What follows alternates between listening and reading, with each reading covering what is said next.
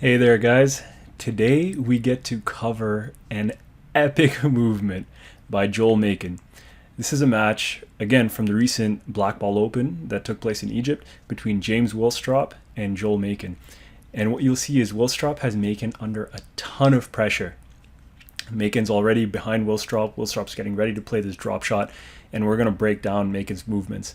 Now, I took the liberty of actually putting in all of the arrows and everything else beforehand because there's a lot going on, and I did not want to miss things as I went through this deconstruction.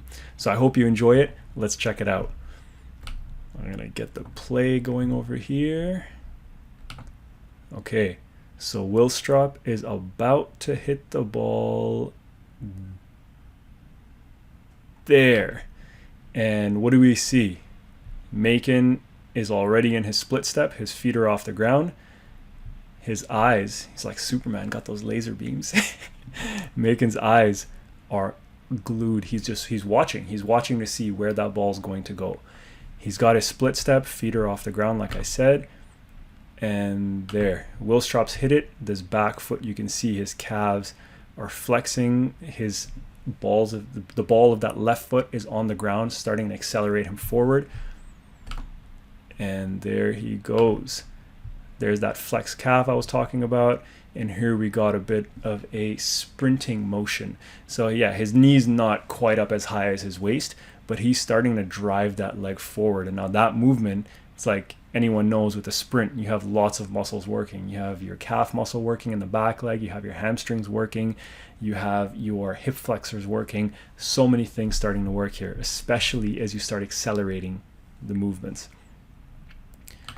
So now he starts going, and he's on his way. And we'll notice he takes a few things. So I'm going to share some technical and tactical things. So the first thing, it looks like a really massive step, but it's not quite that massive, and you'll see why relative to his final lunge. But one thing that I'd like you to keep your eyes on from a technical perspective is you see the balls over here. Makin is under pressure. So where is his racket? His racket is starting low. He's not starting up here in a traditional swing. This is a mistake that a lot of people make. They're under pressure. They're going into the front corners, back corners, wherever it is. And they're starting up here because everyone's been taught to get that wrist up, get the racket up. And what ends up happening, you have to, if you start here, you have to end up coming down. And that time really throws things off. It throws the timing off. You're late on the ball. You're already under pressure. It does not make for an effective shot at the end of the day. So watch his racket path. And now we'll check a couple of things out. So you notice he's kind of he's not planting from his heel. He's planting more in the mid front foot part. Again, it's the more elastic part of our feet. If we plant on the heel, we're not getting power. We plant here, we're activating the Achilles tendon and all of the other elastic energy that's stored. You see he's already low. His back is starting to get down because he knows he needs to get low for that ball. And that racket path is continuing down on that downward trajectory. Path keeps going with the racket. It's a massive lunge. He's almost like jumping, throwing himself into that ball. And what do we see? We see a few things over here. Look how extended that front leg is. The amount of mobility and flexibility and strength needed to maintain this kind of a position is ridiculous. And then what we notice on his back leg is that he's doing this side drag that we've talked about. So he's dragging that back foot in, and we'll see it again. Oh, there was one thing I wanted to point out here that I missed. He's putting his hand down. So what you'll notice a lot of players do is when they're really stretched out, they put their hand down on the ground to help balance and support themselves.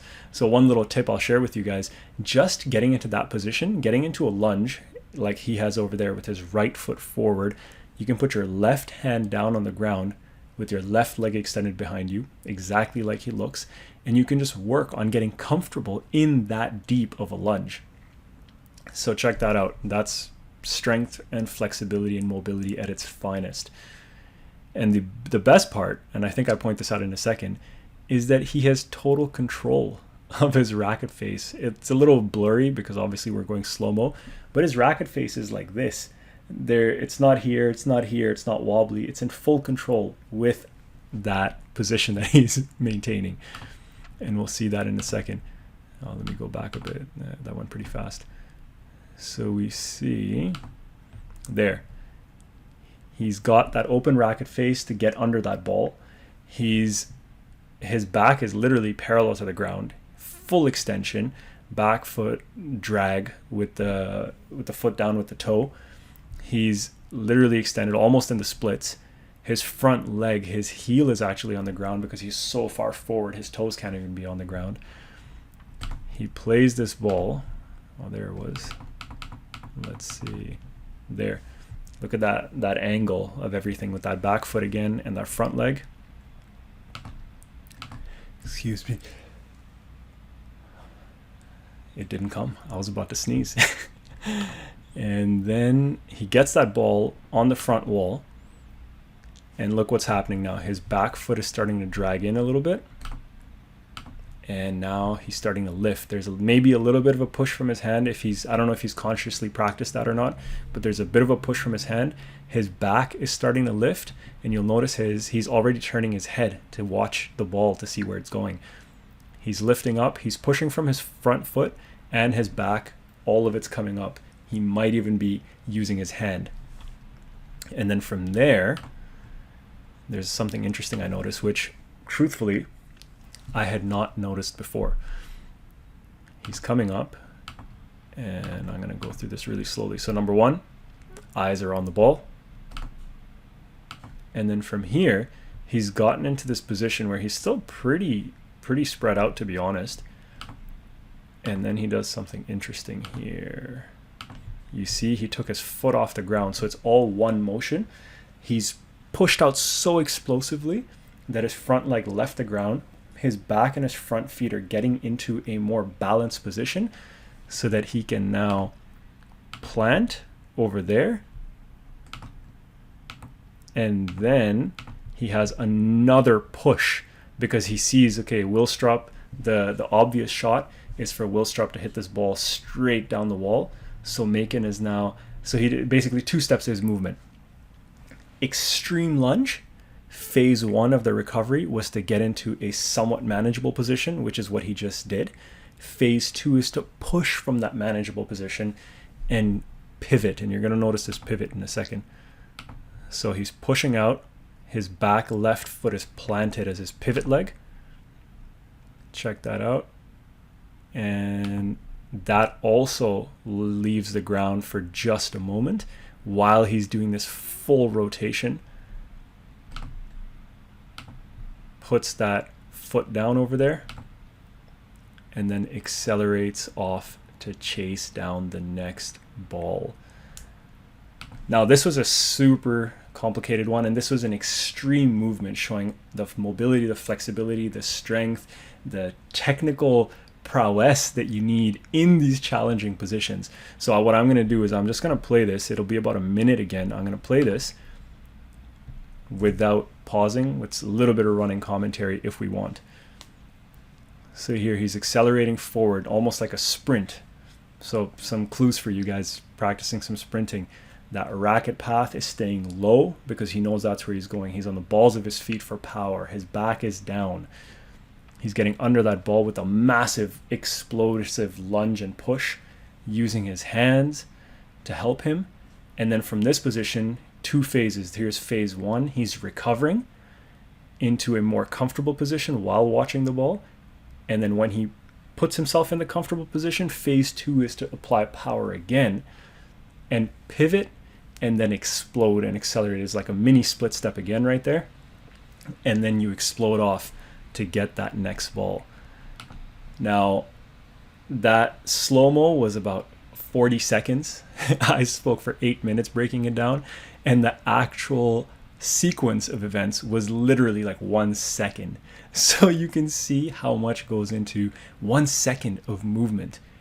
It's absolutely absurd when I think about it right now, honestly, on the spot. But anyways, crazy amount of athleticism, crazy amount of strength, crazy amount of mobility, so many things that need to be optimal in this situation, including his elastic energy, including the muscles such as his hip flexors, his hamstrings, his soleus, his gastrocnemius, his tendon, his Achilles tendon. He needs a stability in the shoulder. His back needs to be strong. His core needs to be strong. But the thing is, you can't work these muscles in isolation. All of it needs to happen in this free-flowing way so that you're always using energy, and then you're putting that energy into the ground and you're getting the reaction force, and you put it into the ground and you get the reaction force. If these movements were broken down and done in isolation, it wouldn't be nearly as effective as it is in the video that you just saw. Now, there is a place for isolated work, but the key is to put it all together and then work on the timing of all of those movements.